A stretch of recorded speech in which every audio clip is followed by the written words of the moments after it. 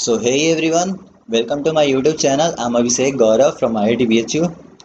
तो पिछले कुछ वीडियोस में हमने इंग्लिश के बारे में बात करी। अब इस वीडियो में यानी इस वीडियो और अगले कुछ वीडियोस में हम द फ्रेंच के बारे में डिस्कस करेंगे, यानी उन्होंने कैसे अपनी पकड़ बनाई इंडिया पे, फिर उनका पतन कैसे हुआ, जो एंग्लो फ्रेंच वॉर्स था यानी first second and third third Carnatic war, तो इन सब के बारे में अगले कुछ वीडियोस में हम डिस्कस करने वाले हैं। तो अगर आप चैनल पे नए हो तो चैनल को सब्सक्राइब कर लें, और अगर वीडियो अच्छा लगे तो वीडियो को लाइक ज़रूर कीजिएगा, और साथ ही साथ दोस्तों में भी शेयर करें। इससे हमें थोड़ी मोटिवेशन मिलती है ताकि हम फ्रिक्वेंटली वीडियोस अपलोड कर सके, कंटेंट आपको प्रोवाइड कर सके ताकि आपकी हेल्प हो सके। तो बिना टाइम वेस्ट किए हुए स्टार्ट करते हैं इसे।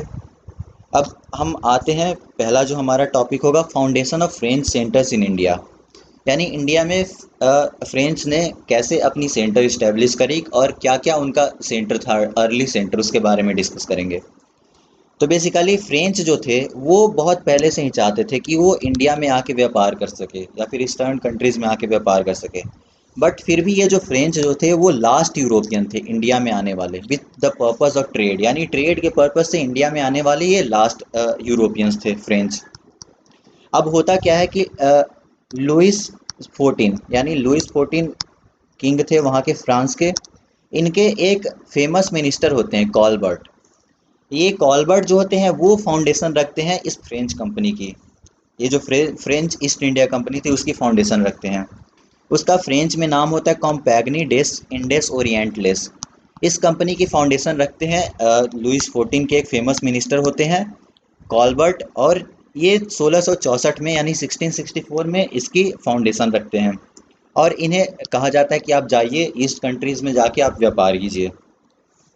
तो इनिशियली ये जो कंपनी होती है फ्रेंच ईस्ट इंडिया कंपनी, इसे 50 साल की मोनोपोली दी जाती है कि आप इंडियन एंड पैसिफिक ओशियन में जाके ट्रेड कीजिए।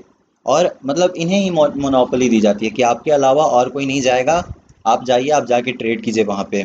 आपके अलावा कोई फ्रेंच कंपनी नहीं जाएगा, कहने का मतलब। तो आपके अलावा कोई फ्रेंच कंपनी नहीं जाएगा, 50 साल तक आपको मोनोपोली दी जा रही है, आप जाके ट्रेड कीजिए। तो बेसिकली होता क्या है कि जो ब्रिटिश ईस्ट इंडिया कंपनी थी वो एक प्राइवेट कंपनी थी, लेकिन ये जो फ्रेंच ईस्ट इंडिया कंपनी है वो एक गवर्नमेंट कंपनी थी। ये यहाँ के गवर्नमेंट के द्वारा मतलब चलाई जा रही थी, क्योंकि हम देख रहे हैं कि यहाँ के फेमस मिनिस्टर थे कॉलबर्ट। तो इन्होंने ही फाउंडेशन बनाई, मतलब फाउंडेशन रखी, नींव रखी इस कंपनी की। तो ये एक गवर्नमेंट कंपनी थी और इसे 50 साल की मोनोपोली दी जाती है कि आप इंडियन एंड पैसिफिक ओशियन में जाके ट्रेड कीजिए। तो इनिशियली ये मेडागास्कर में मतलब अपनी कुछ पकड़ बनाए हुए थे, बट होता क्या है कि धीरे धीरे ये मेडागास्कर जो होता है इनके हाथों से छूट जाता है।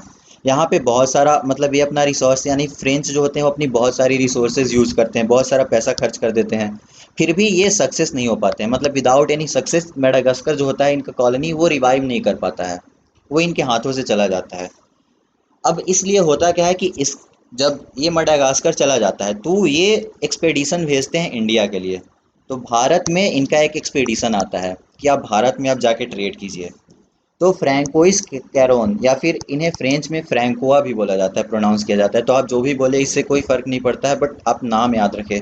तो फ्रैंकोआ कैरोन या फिर फ्रैंकोइस कैरोन, ये जो थे वो 1667 में यानी 1667 में भारत के लिए एक एक्सपेडिशन आती है इनके बिहाफ में, मतलब ये आते हैं भारत में। और इन्होंने पहली फैक्ट्री जो होती है वो सूरत में सेटअप करी। तो सूरत में इनका पहला फैक्ट्री सेटअप हो जाता है। अब ये जो फ्रैंकुआ कैरोन या फिर फ्रैंकोइस कैरोन जो भी हो, ये जब आते हैं तो इनके साथ एक मरकारा नाम के एक पर्सियन होते हैं, वो इन्हें साथ में लेके आते हैं। मतलब इन्हें भी जैसे होता क्या है कि कोई कंपनी दे, मतलब कि हमें कोई कंपनी प्रोवाइड करे ताकि हम साथ में वहाँ पे जाए, तो मरकारा नाम के एक पर्सियन होते हैं, वो इनके साथ आते हैं। अब ये क्या करते हैं कि सुल्तान ऑफ गोलकोंडा से एक पेटेंट ये लेते हैं, पेटेंट इन्हें मिलता है 1669 में, और ये मसूलीपट्टनम में एक फैक्ट्री इस्टेब्लिश करते हैं। तो दूसरी यानी अनदर फ्रेंच फैक्ट्री जो होती है वो मसूलीपट्टनम में इस्टेब्लिश की जाती है 1669 में।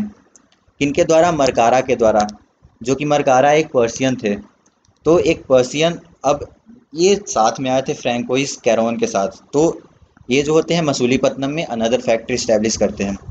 नेक्स्ट उसके बाद अगर हम बात करें तो शाइस्ता खान, जो कि मुग़ल सूबेदार थे, मुग़ल गवर्नर गवर्नर बोल सकते हैं वो आप, बंगाल के। उनसे ये परमिशन लेते हैं और एक चंदरनगौर जो कि मतलब कलकत्ता के आसपास है, वहाँ चंदरनगौर में एक टाउनशिप इस्टेब्लिश करते हैं 1673 में। तो यहाँ पे हम देख रहे हैं पहले इन्होंने फ्रैंकोआ कैरोन जो थे वो सूरत में फैक्ट्री इस्टेब्लिश करी। उसके बाद फिर 1669 में मरकारा जो कि एक पर्सियन थे, इन्होंने मसूलीपट्टनम में अपनी एक फैक्ट्री इस्टेब्लिश करी। उसके बाद फिर यहाँ पे 1673 में चंदरनगौर में, यानी चंदरनगौर जो कि कलकत्ता के आसपास है, वहाँ पे इन्होंने अपनी एक टाउनशिप इस्टेब्लिश करी वहाँ पे रहने के लिए।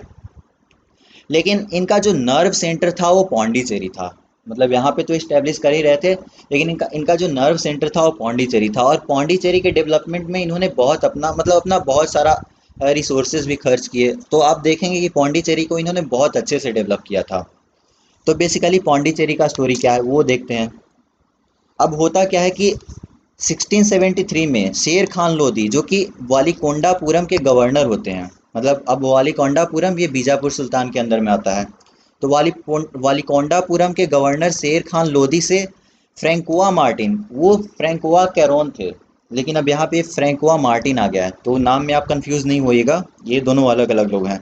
फ्रैंकोआ मार्टिन जो होते हैं, जो कि मसूलीपट्टनम फैक्ट्री के डायरेक्टर होते हैं, ये इनसे शेर खान लोधी से सेटलमेंट के लिए एक साइट मांगते हैं कि हमें एक ऐसा साइट प्रोवाइड किया जाए जहाँ पे हम जाके सेटल हो सकें। और इन्हें पौंडीचेरी जो कि आज के टाइम में पौंडीचेरी है, वो पौंडीचेरी इन्हें सेटलमेंट के तौर पे दिया जाता है कि आप जाइए पौंडीचेरी में अपना सेटलमेंट जो भी हो वह स्टार्ट कीजिए, वहीं पे आप रहिए, वहीं पे आप जो भी करना हो आप वहाँ पे कीजिए। तो शेर खान लोधी के द्वारा एक साइट इन्हें प्रोवाइड किया जाता है। और 1674 में, यानी 1673 में मांग करते हैं, और 1673 में, सॉरी 1674 में ये पौंडीचेरी का यहाँ पे फाउंडेशन मतलब फॉर्म हो जाता है, पौंडीचेरी की नींव रखी जाती है। अब होता क्या है कि इसी साल यानी 1674 में ही फ्रैंकोआ कैरोन जो थे उनको रिप्लेस करते हैं Francois Martin as a governor of, मतलब फ्रेंच गवर्नर के तौर पे रिप्लेस कर देते हैं। पहले फ्रेंच गवर्नर थे फ्रैंकोआ कैरोन, अब इसके बाद फ्रैंकोआ मार्टिन फ्रेंच गवर्नर बन जाते हैं। साथ ही साथ कुछ और कंपनी जो इन्होंने इस्टेब्लिश करी, और मेनली इन्होंने कोस्टल रीजन में ही अपनी कंपनी इस्टेब्लिश करी, क्योंकि वहाँ पे ट्रेड जो था, चूँकि शिप यानी जहाज़ के थ्रू ही व्यापार होता था, तो इससे व्यापार इजी हो सके, इसलिए इन्होंने कोस्टल रीजन में ही बहुत सारी अपनी कंपनी इस्टेब्लिश करी। और उनमें कुछ मेन फ्रेंच कंपनीज थे, या फिर फ्रेंच, सॉरी कंपनी नहीं, फ्रेंच फैक्ट्रीज जो थे वो थे कुछ। एक माहे में था इनका जो कि केरला में मौजूद है। दूसरा कराईकाल जो कि पौंडीचेरी के आसपास मौजूद है तमिलनाडु में। तीसरा बालासोर जो कि उड़ीसा में मौजूद है। और चौथा कासिम बाजार जो कि वेस्ट बंगाल में मौजूद है। तो ये कुछ इनके अदर फ्रेंच फैक्ट्रीज थे जो कि मतलब कोस्टल रीजन में ही बनाए गए थे। अब होता क्या है कि पौंडीचेरी का जब चार्ज मिलता है इन्हें, फ्रैंकोआ मार्टिन को 1674 में, तो ये पौंडीचेरी को बहुत ही अच्छे तरीके से डेवलप करते हैं। मतलब वहाँ पे बहुत काम किया जाता है पौंडीचेरी में, बहुत सारी सेटलमेंट यहाँ पे इस्टेब्लिश करी जाती है। और फ्रैंकोआ मार्टिन जो होते हैं वो पौंडीचेरी को एक स्ट्रांग होल्ड के तौर पे, यानी जो फ्रेंच इन इंडिया थे उनके लिए एक स्ट्रांग होल्ड के तौर पे इस्टेब्लिश करते हैं। तो ये था पौंडीचेरी के बारे में। अब नेक्स्ट पार्ट इसका आएगा, उसमें हम अर्ली सेटबैक जो था इनके लिए, क्या क्या अर्ली सेटबैक था उसके बारे में डिस्कस करेंगे। तो अगर वीडियो अच्छा लगा हो तो वीडियो को लाइक कर ले और चैनल को भी सब्सक्राइब कर ले। और बाकी हंसते रहें, मुस्कुराते रहें, एंड थैंक्स फॉर वॉचिंग।